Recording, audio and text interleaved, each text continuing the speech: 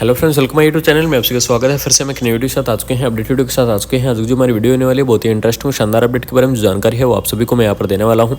जैसा कि आप सभी को पता है, आपकी यहाँ पर फिर से एक परमानेंट जो नर्सिंग ऑफिसर की वैकेंसी है उसकी पोस्ट आ चुकी है, तो उसके बारे में हम यहाँ पर डिस्कस करने वाले हैं। जिसकी जो टोटल पोस्ट आपको यहाँ पर देखने को मिल जाएंगी वो होंगी 1455, यानी कि 1455 आपके यहाँ पर टोटल पोस्ट अवेलेबल कराई गई है। कब से आपको एप्लीकेशन फॉर्म भरना है, लास्ट डेट क्या रहने वाली है, सभी चीज़ों के बारे में यहाँ पर डिस्कस करने वाला हूँ। तो वीडियो को लास्ट तक आप बने रहें, साथ ही साथ अपने फ्रेंड सर्कल के अंदर इसे रेगुलरली शेयर कर दें।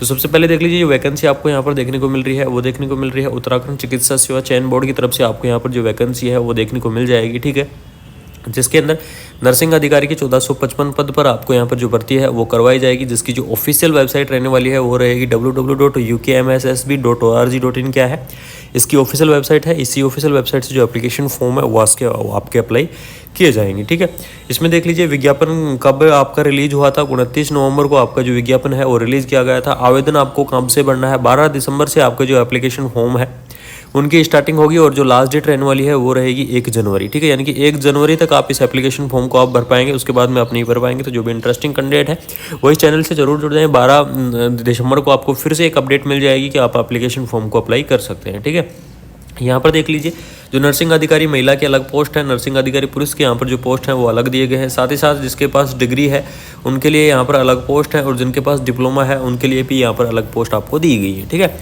वेतन की अगर मैं यहाँ पर डिस्कस करूँ तो यहाँ पर देख लीजिए, ए लेवल 7 के हिसाब से आपका जो वेतन है वो रहने वाला है 1,42,000 तक आपके यहाँ पर जो सैलरी है वो देखने को मिल जाएगी। जिसके अंदर जो टोटल पोस्ट की मैं बात करूँ, जो डिप्लोमाधारी कैंडिडेट हैं जिनकी महिलाओं की 403 यहाँ पर टोटल पोस्ट है, डिग्रीधारी महिलाओं की 196 पोस्ट आपको यहाँ पर दी गई है। इसी के साथ साथ जो नर्सिंग अधिकारी की जो डिप्लोमाधारी है जिनके पास जो मेल कैंडिडेट है जिनके पास डिप्लोमा है उनकी 103 पोस्ट है, डिग्री जिनके पास डिग्री है उनकी 51 पोस्ट है। ठीक है, तो इस प्रकार से यहाँ पर जो पोस्ट आपकी रहने वाली है वो रहेंगी। टोटल अलग अलग डिवाइडेशन से यहाँ पर किया गया है, अलग अलग कैटेगरी का यहाँ पर डिवाइडेशन किया गया है। देख लीजिए, रिक्त पदों की संख्या आपको इस प्रकार से देखने को मिल जाएगी।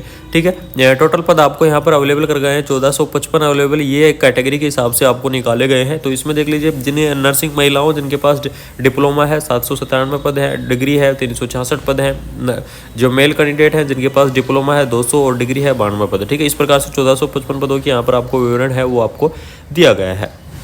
इसी प्रकार से यहाँ पर अलग अलग कोड हैं वो आपको यहाँ पर डिवाइडेशंस किए गए हैं। अलग अलग जो कैटेगरी है उसके हिसाब से वैकेंसी को डिवाइडेशन किया गया है।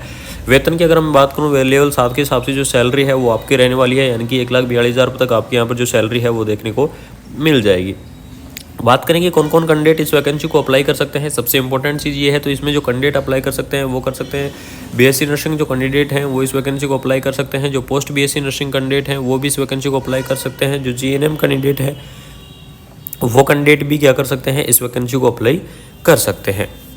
उसके साथ साथ जो एमएससी कैंडिडेट हैं वो भी इस वैकेंसी को अप्लाई कर सकते हैं। तो वैकेंसी को जो सभी कैंडिडेट हैं वो अप्लाई कर सकते हैं। सबसे इंपॉर्टेंट चीज़ है, ऑल ओवर इंडिया के जो कैंडिडेट हैं वो इस वैकेंसी को अप्लाई कर सकते हैं। लेकिन जो कैंडिडेट बाहर के हैं उन कैंडिडेटों के, अदर स्टेट के जो कैंडिडेट हैं उनके लिए आपको यहाँ पर ANUID के लिए कार्ड के लिए आपको पंजीकरण करना पड़ेगा। यानी कि आपकी जो काउंसिल है, उत्तराखंड जो नर्सिंग काउंसिल है, उसके लिए आपको यहाँ पर पेमेंट कटानी पड़ेगी, पंजीकरण आपको यहाँ पर करना पड़ेगा।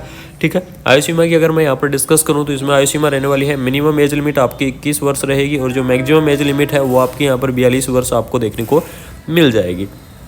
बात करें एज रिलैक्सेशन के बारे में, यहाँ पर थोड़ा सा डिस्कस कर लेते हैं। तो एज रिलैक्सेशन आपका किस प्रकार से रहने वाला है, तो एज रिलैक्सेशन आपका सेम रहेगा। ओबीसी के लिए आपको 3 साल का, ठीक है, SC ST के लिए आपको 5 साल का। इस प्रकार से आपका जो एज रिलैक्सेशन है वो आपका सेम ही रहने वाला है। तो जो एज रिलैक्सेशन जिस प्रकार गवर्नमेंट का रहता है सेम उसी प्रकार रहने वाला है, कोई इसमें चेंजेस नहीं किए गए हैं।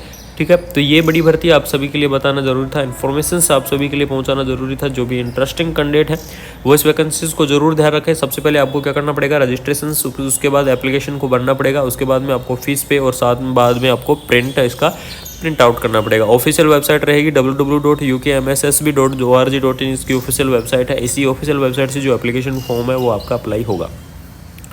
एप्लीकेशन फीस की हम यहाँ पर डिस्कस कर लें तो अनारक्षित यानी कि जो सामान्य कैंडिडेट है उनके लिए 300 रुपये रहेगा।